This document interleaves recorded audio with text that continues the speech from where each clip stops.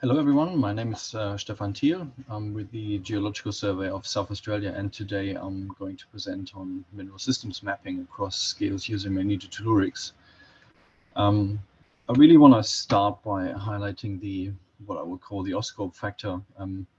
AuScope's been enabling magnetotelluric sounding in South Australia for quite a few years now. I was fortunate enough to be around when the University of Adelaide only have 5 instruments that we would maintain, but the Osc Instrument Pool has really transformed and changed careers of quite a few researchers and enabled much larger programs that really provide a step change in how we map the Australian continent, and even using instruments abroad, and also spawned off a lot of insight into the Australian plate as well. Now, I want to highlight here at the National Instrument Pool is housed at University of Adelaide and is maintained by Goran Boran here on the right, who's in a picture out in the field. And AuScope's also provided some financial contribution to the Musgrave Oslab survey, which is on the bottom figure. And there's an image up on the top with Bruce Goby, with a traditional owner deploying a site. And so that help is really appreciated and really changed the game for us in terms of magnetotelluric sounding. Now I want to start at the biggest scale, and that is Oslab. You see the current coverage on the left-hand side here, where we have South Australia, New South Wales, Victoria, and large parts of Northern Territory occupied with stations. And just for reference, there's a gravity image basically highlighting the geology of the Australian continent on the right-hand side figure. And what that achieves you, well, the background picture of the entire continent is from a data set that was collected in the 1890s that just relied on magnetic field variations, or we call them GDS sounding. And superimposed are 3 different models that are mostly covering South Australia. These are basically Oslab models, so it gives you an idea of the degree of improvement in terms of resolution of these resistivity models. This is for a depth of 30 kilometers. And straight away you can see basically how the resistivity structure maps out the large-scale primary architecture of the continents, of the cratons, and also its surrounding margins really quite well. One of the highlights that we had in South Australia, really from the Oslab work, is an insight into the Gawler craton itself, and really to the degree of its metasomatic imprints that happened in the past. So on the right-hand side figure, you see a cross-section, a resistivity cross-section down to 300 kilometers.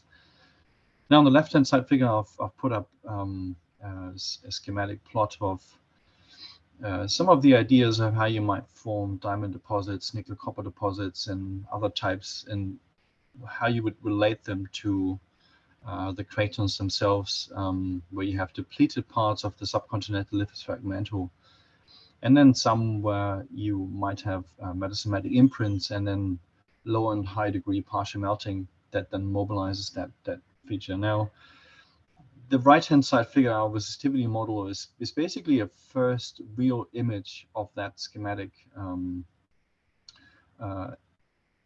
idea. And you can see there in sort of blue colors is a very high resistive Gawler craton itself. This is the central Gawler craton. So resistive really means it's void of any fluids or any material that might increase its conductivity.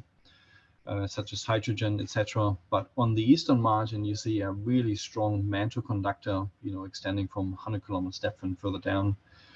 And we think that's really an imprint of the metasomatic footprint underneath the ICG province. So up on the top here, you see the iron oxide, copper, gold deposits that are within a certain range, just sort of west of the Flinders Ranges, but in the eastern part of the Gawler craton. And we think that this is the mantle footprint, basically, of those mineral systems, and that they are somewhat related. Now, if we go up into the crust, again, we're looking at an image now from a top-down view of the Oslab resistivity model on the left-hand side figure. And the warm colors, again, depict areas of lower crust to higher conductivity. and the blue colors are depleted part of the lower crust. Now, again, this is quite a nice correlation here and between those areas of low conductivity around the margins of the craton and then where we find the deposits. So the deposits that we've drawn here are ISCG type deposits. And underneath that white line, you see Olympic Dam. And so the correlation is really quite strong. On the right-hand side, I'm also showing the neodymium isotopes of the hilltopper granites. Now, the hilltopper granites are been in place in 1590 MA ago, and they are associated with a lot of the ICG deposits. And you can see that we have a much more evolved signature around the margins again, highlighting again to a first order correlation with what the MT resistivity image shows. And then where we have areas of higher resistivity in the central part of the Gola craton, there's a more juvenile signature of these isotopes. So in the first order, two completely different data sets, but they're showing a similar trend. Now, as we go further up, we've designed surveys, and many of you will know the pivotal work across Olympic Dam, but about 80 kilometers south, we've actually done a fairly large scale survey across 100 by 100 kilometers using broadband MT stations to kind of understand more of these ICG deposits and just trying to show whether the Olympic Dam signature is a one-off or whether it is something that we find in more places than one. And for that, we've deployed over 330 broadband MT sites, and we're about 80 kilometers south of Olympic Dam here. I'm going to show just two profiles just to give you an idea of what you might see. I'm going to show the top profile, number 3 across Oak Dam, which is a new prospect that's been identified by BHP, and that looks very, very promising. And the second one I will show is profile number 2 across Punt Hill and the Maslin ICG target. And again, we see very similar features. So you're looking at a resistivity cross section down to about 35 kilometers depth. And in the central part, we have actually Oak Dam that's again associated with an upper crustal conductivity anomaly that's connected to a mid-crustal conductor. And there's a few other targets that seem to come out. And quite interestingly, when we do these modeling, we do find that these resistivity anomalies are associated quite often with margins of gravity, or with gravity gradients, which kind of points to that these are possible deformation zones that then enable fluid to propagate through them.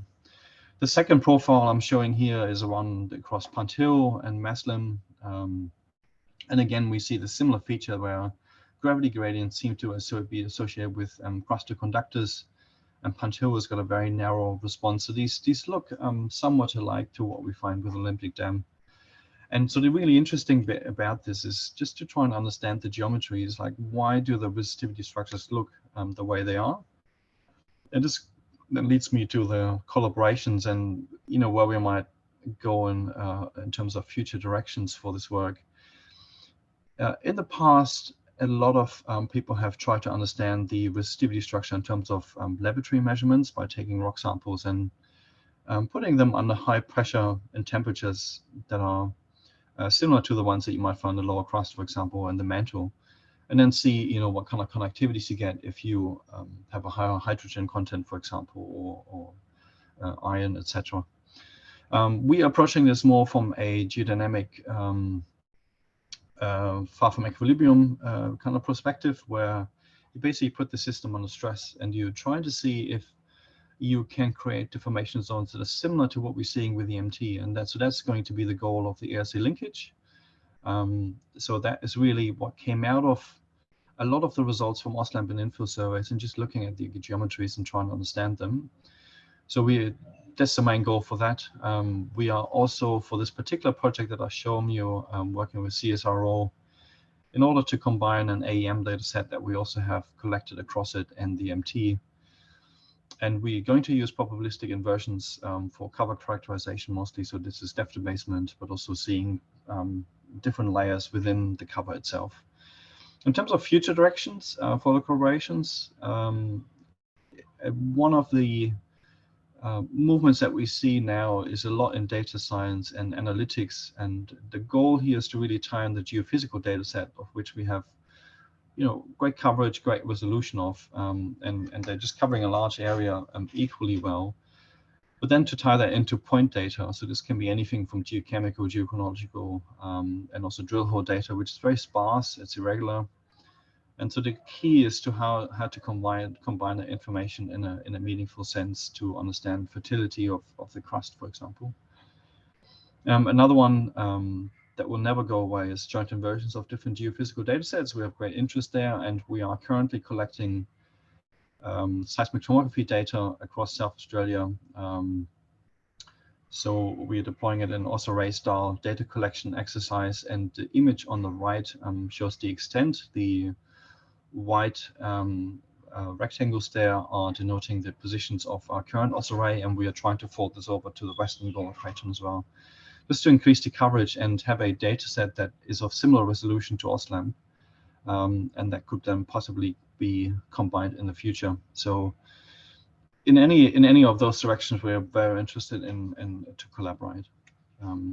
So I might just leave it there, and thank you very much for your attention. And I just hear some acknowledgements, and looking forward to seeing you at the conference. Thank you very much.